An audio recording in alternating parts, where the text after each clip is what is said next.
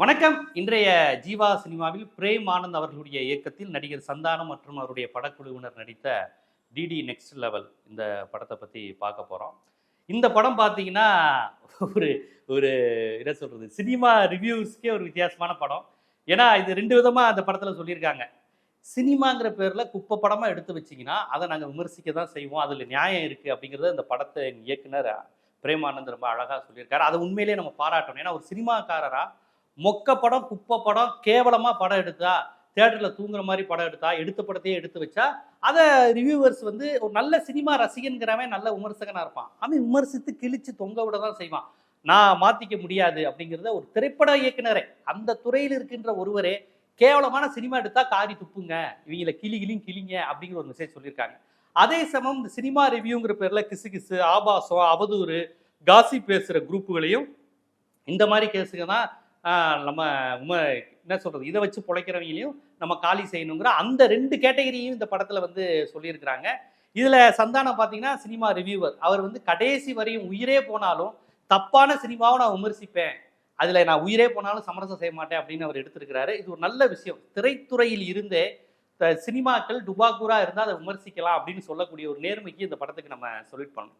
மற்றபடி இது ஒரு பேய் படங்க. பேய் படம்னா மூளையை கழட்டி வச்சுட்டு லாஜிக் இல்லாமல் நீங்கள் ரசிக்கக்கூடிய படம் தான். இப்போல்லாம் பேய் படங்கிறது பேய் படமாக வர்றது கிடையாது. அது ஒரு காலம். ஈவில் டெட்டு, உருவம், 13ஆம் நம்பர் வீடு இப்பெல்லாம் சொல்லுவாங்க, வா அருகில் வா அப்படின்னு, ஏதோ பயப்படும் இந்த சீன் அப்படின்னு. ஆனால் இந்த படத்தில் பார்த்தீங்கன்னா பேய் படங்கிறது பேயவே கலாய்க்கிற மாதிரி, இல்லை பேயே ஒரு காமெடி பீஸ் ஆகிற மாதிரி. அதுவும் சுந்தர்சி வந்ததுக்கப்புறம் பேயெல்லாம் கிளாமராகவும் மாறிடுச்சு. ஸோ பேய் படங்கிறது குழந்தைகள் ரசிக்கின்ற படம். ஒரு காலத்தில் பேய் படம் குழந்தைங்க போகக்கூடாதுவாங்க. இப்போ பேய் படம்னா குழந்தைங்க பார்க்கலாம், ஏன்னா அது காமெடியாக இருக்குது அப்படிங்கிற கான்செப்ட். ஒருவேளை அந்த பேய்ங்கிற கான்செப்ட்லாம் உடச்சி எரிகிறானுங்க இவனுங்க, காமெடி ஆக்கி விட்றானுங்க அந்த பேய் நம்பிக்கை, கடவுள் நம்பிக்கைங்கிற மாதிரி விஷயங்களெல்லாம்.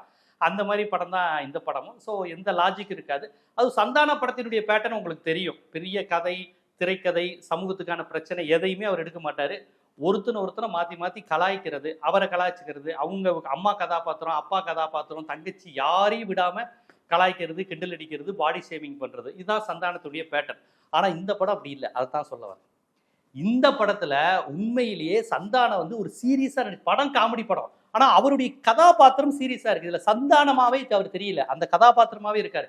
கடைசி வரையும் யாரையும் அவர் கலாய்க்கலைங்க. பாடி ஷேமிங் கூட ஒரு 2-3 வார்த்தை விடுறாரு. என்ன சேவு செஞ்ச குரங்கு மாதிரி இருக்கு, யாரா அவங்க மலமாடு வந்துட்டான், இதை தவிர்த்து அவர்கிட்ட வந்து பெரிய லெவலில் அந்த அவருக்கான டோன் வரல. இதில் கடைசி வரையும் பார்த்தீங்கன்னா மொட்டை ராஜேந்திரனை கலாய்க்கிறதுக்கான பல வாய்ப்புகள் சந்தானத்துக்கு வந்தும் கூட இவர் சீரியஸாக அந்த காட்சிகளை பதறுவார். மொட்டை ராஜேந்திரன் தவறு செய்யும் போது பேய்கிட்ட மாட்டி விடும்போது கூட ஐயோ அப்படின்னு பதறுகிறாரே ஒழிய, வழக்கமான சந்தானத்து மாதிரி பண்ணிட்டியாடா அந்த தலையா இந்த தலையான்னு வழக்கமாக பேசுகிற அந்த டோன் இல்லை. சந்தானத்தை வேற மாதிரி காமிச்சிருக்கிறார். சந்தானம் உயிரை கொடுத்து நடிச்சிருக்காருன்னு சொல்ல மாட்டேன். அவருடைய வழக்கமான கேரக்டர், வாயை வச்சு அடுத்தவனை கிண்டல் பண்ணிக்கிட்டே இருக்கிற அந்த கேரக்டர் போய் இந்த படத்துல அந்த கதாபாத்திரம் மட்டும்தான் நம்ம நிற்கிது. வழக்கமான சந்தான கேரக்டர்ல இல்லை. நீங்க நுட்பமா கவனிச்சா தெரியும். அப்புறம் அதுக்குள்ள போறதுக்கு முன்னாடி நான் ஒரு விஷயம் நான் சொல்லிடுறேன்.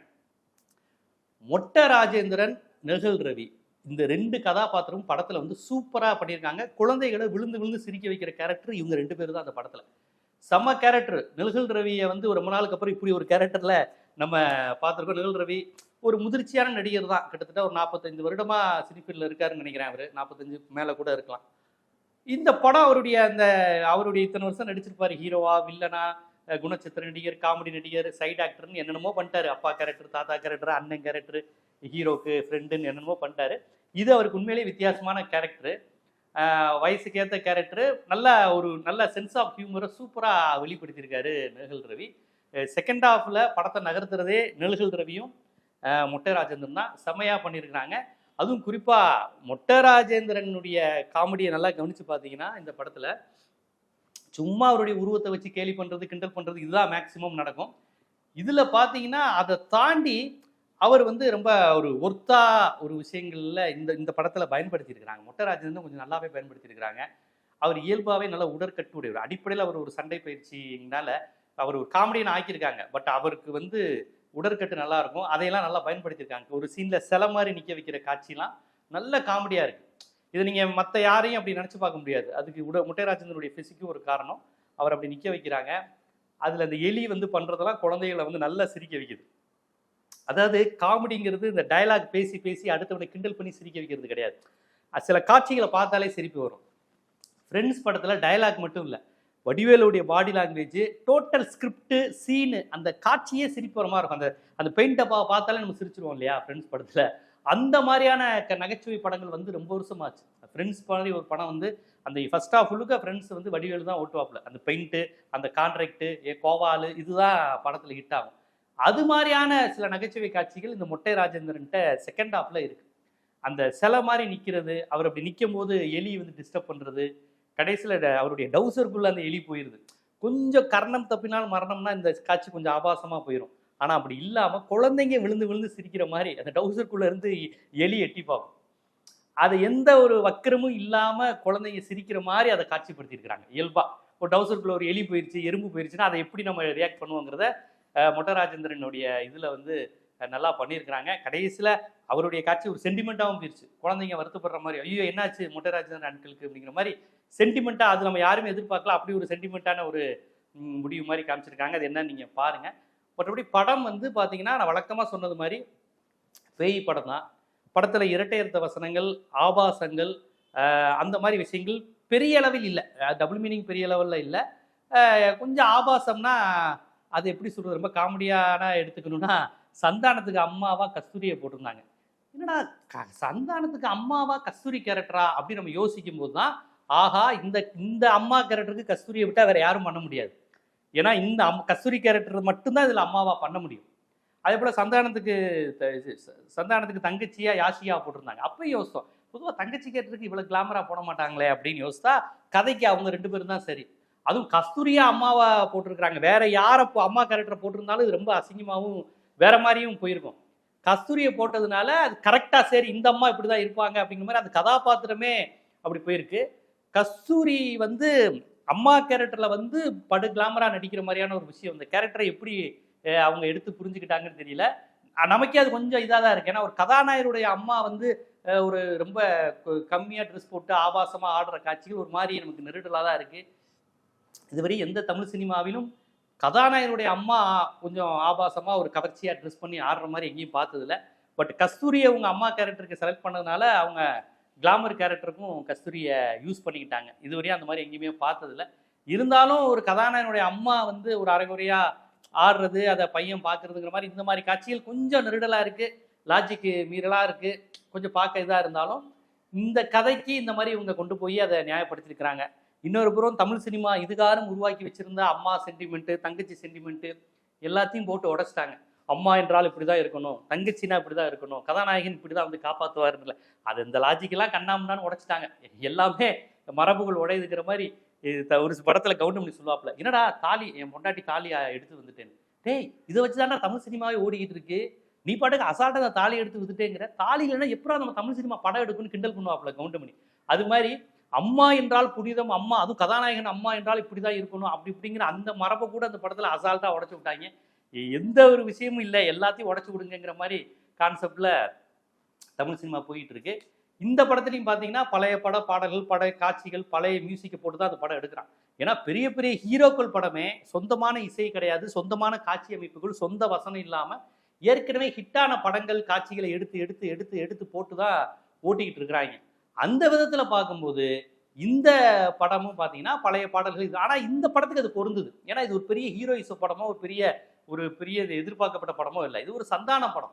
இந்த மாதிரி காமெடி படத்தில் பழைய பாடல்கள், பழைய மியூசிக்கு, பழைய டயலாக் இதையெல்லாம் மிக்ஸ் பண்ணி யூஸ் பண்ணுறது ரொம்ப சூப்பராக இருக்குது. குறிப்பாக மஞ்சுமல் பாய்ஸில் வரக்கூடிய அந்த குணா கொகை சாங்கு, அதையும் தாண்டி புனிதமானது அந்த சீன், அந்த இன்ட்ரோல் பிளாக் சீனில் அந்த கொகையிலிருந்து சந்தானம் வர்றப்ப செம ட்விஸ்டாக அந்த சீன் வந்து அமைஞ்சிருந்தது. எப்படி மஞ்சுமல் பாய்ஸில் அது ஒரு பெரிய ஒரு ட்விஸ்டாக இருக்குமோ அது மாதிரி இதுலேயும் காமிச்சிருந்தாங்க. என்ன காமெடினா தேட்டரில் வந்து அந்த சீனை பார்க்கும்போது அந்த பாட்டை கேட்கும்போது மஞ்சுமல் பாய்ஸில் வரும் பாட்டுங்கிறாங்க. எவ்வளோ காமெடி பாருங்கள். குணா படத்தில் கமலும் இளையராஜாவும் சேர்ந்து உருவாக்குற அந்த பாட்டை இன்னைக்கு ஜென்ரேஷன் மஞ்சுமல் பாய்ஸ் வருமே அந்த பாட்டா அப்படிங்கிறாங்க. அந்த லெவலுக்கு நம்ம சூழல் இன்னைக்கு ட்ரெண்டுங்கிறது வேற மாதிரி போயிட்டு இருக்கு. எதையும் சுயமா யோசிக்கிறத விட மற்றதுலேருந்து ஹிட்டானதை எடுத்து காப்பிரைட்ஸ் பணத்தை கொடுத்து உருவாக்கிக்குவோம் அப்படிங்கிற கான்செப்ட். பெரிய பெரிய படங்கள், பெரிய பெரிய ஹீரோக்கள் படங்களே அந்த கான்செப்ட்ல போயிட்டு இருக்கும்போது ஒரு சந்தானம் படத்தில் நம்ம இவ்வளவு நுட்பமாக பார்க்க முடியாது. ஸோ எனக்கு தெரிஞ்சு சந்தானம் வந்த படங்களில் டிடி ரிட்டர்ன்ஸும் சரி, இப்போ இந்த படமும் சரி, ஓரளவு குடும்பத்தோட குழந்தைகளுடன் பார்க்கலாம். கொஞ்சம் பாடி ஷேமிங் இருக்குது. சந்தானம் படத்தில் பாடி ஷேமிங் இல்லாமையா, ட்ரெஸ்ஸிங்லாம் அந்த மாதிரி இருக்கிற காட்சிகள் இருந்தாலுமே இப்போ வர மற்ற படங்களுக்கு இந்த சம்மருக்கு இந்த படம் ஒரு நல்ல ஒரு கமர்ஷியலாக இருக்குன்னு தான் நான் பார்க்குறேன். ஒரு சந்தானம் படத்தை போய் பாருங்க அப்படின்னு சொல்லக்கூடிய லெவலில் இருக்குன்னா அது இந்த படம் மட்டும்தான். ஏன்னா மற்ற படங்கள்லாம் ஃபுல்லாக டபுள் மீனிங், பாடி ஷேமிங், பெண்களை இழிவுபடுத்துறது, உழைக்கும் மக்களை கேவலப்படுத்துறது தான் அவர் டைலாக் வச்சிருப்பாரு. இந்த படத்துடைய இயக்குனர் சந்தானத்தை கொஞ்சம் நல்லா ஷேப் பண்ணி கொஞ்சம் நடிங்க, கொஞ்சம் கேரக்டருக்கு ஏற்ற மாதிரி இருங்க அப்படிங்கிற மாதிரிலாம் கொண்டு வந்திருக்காருன்னு தான் பார்க்குறேன். அந்த விதத்தில் சந்தானத்துக்கு இது ஒரு முக்கியமான படம் தான். ஏன்னா ஒரு காமெடியன் ஹீரோ ஆகும்போது சப்ஜெக்ட் தயாரிக்கிறது ரொம்ப கஷ்டம். சந்தானத்தால் காமெடியன் லொல்லு சபாங்கிற அந்த ரேஞ்சிலிருந்து வெளியே வரவே முடியல. அவர் என்னதான் ஹீரோவை போட்டாலும் சினிமாவையே லொல்லு சபா ரேஞ்சுக்கு தான் அவர் மாத்துறாரு. அந்த விதத்தில் அவரை ஒரு சினிமா டோனுக்குள்ள கொண்டு வரதுங்கிறது ஒரு இயக்குனருடைய திறமை தான். இதுவரையும் அவர் நடித்த படங்கள் எல்லாம் பார்த்தீங்கன்னா ஹீரோங்கிற பேரில் அவர் லொல்லு சபாவினுடைய இன்னொரு வெர்ஷனை தான் பண்ணிட்டு இருப்பாப்புல. இந்த படம் அப்படி கிடையாது. இது உண்மையிலே ஒரு சினிமா, குழந்தைகள் ரசிக்கிற ஒரு சினிமாவாக இருக்குது அப்படிங்கிறது ரொம்ப முக்கியமான விஷயம். நான் சொன்னது போல் எல்லாருமே நல்லா நடிச்சிருக்காங்க. மொட்டை ராஜேந்திரனை திருப்பி திருப்பி பாராட்டலாம். எப்படி அந்த மதகத ராஜாவில் கடைசி அரை மணி நேரம் மனோபாலா படத்தை தூக்கி நிறுத்துவார், அது மாதிரி மொட்டை ராஜேந்திரனுக்கு இந்த படத்தில் ஒரு தனி ரோல் இருக்குது. கௌதம் வாசுதேவ் மேனனை காமெடிங்கிறாங்க. காமெடியில் ஒரு சீரியஸான ரோல் தான். அவர் வழக்கமாக அவருடைய பாடி லாங்குவேஜையே இங்கே கொஞ்சம் காமெடியாகவும் ஒரு அதையே ஒரு சீன் ஆக்கிட்டாங்க. அவருக்குன்னு தனி கேரக்டர் கிடையாது. அவர் வழக்கமாக அந்த இங்கிலீஷில் பேசுறது, வழக்கமாக அதை முறைச்ச மாணிக்கு இருக்கிறது, இதையே ஒரு கேரக்டர் மாதிரி உண்டாக்கியிருக்கிறாங்க. மற்றபடி படத்தில் வேற சமூக பிரச்சனைகள் எதுவுமே அந்த படத்தில் பேச மாட்டாங்களே. வழக்கமான பேய் படம் தானே. ஒரு இன்னும் சொல்லப்போனால் ப்ளூ சட்டை மாறனுக்கெல்லாம் கிரெடிட் கொடுக்குற படம் தான் இது. ஏன்னா ப்ளூ சட்டை மாறனை தொடக்கத்திலேயே காமிக்கிறாங்க ஒரு ரிவ்யூவர் மாதிரி. ப்ளூ சட்டை மாறன்லாம் எல்லா படத்தையும் கலாய்க்கிறது சரிதான், நீ கேவலமாக படம் எடுத்தால் கலாய்க்க தான் செய்வாங்க. இன்னொன்று, ஒரு ரிவ்யூவர் மோசம்னு சொல்லி ஒரு படத்தை ஓட விடாமல் பண்ண முடியாது. படம் நல்லா இருந்தால் மக்கள் போய் பார்த்துருவான். நல்ல படத்தை நீ மோசம் 4 பேர் சொன்னதுனால பார்க்காமலாம் இருக்க மாட்டாங்க. அதையும் இந்த படத்தில் சொல்கிறாங்க.